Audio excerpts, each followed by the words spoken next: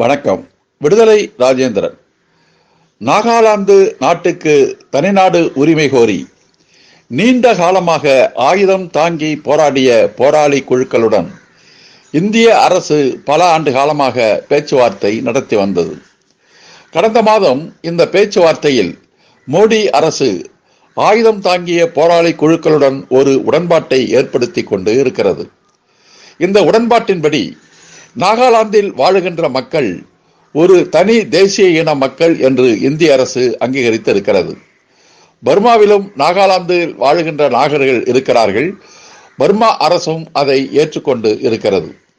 இந்த நிலையில் இந்திய அரசு புதிய கோட்பாடு ஒன்றை இந்த உடன்பாட்டில் முன்வைத்திருக்கிறது.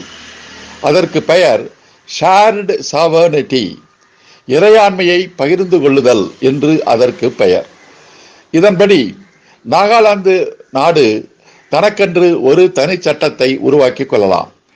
நாகாலாந்து தனக்கென்று தனி கொடியை உருவாக்கி கொள்ளலாம்.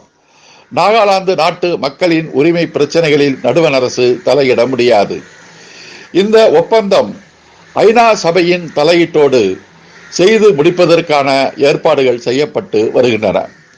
ஒரு பக்கம் ஒற்றை கலாச்சாரம், ஒற்றை பண்பாடு என்று கூறிக்கொண்டு மாநில மக்களின் உரிமைகளை பறித்துக் கொண்டிருக்கும் அதே பாஜக அரசு நாகாலாந்து மக்களின் உரிமை போராட்டத்தின் முன் மண்டியிட்டு அவர்களுக்கான உரிமை போராட்டத்தை அங்கீகரித்து இருக்கிறது.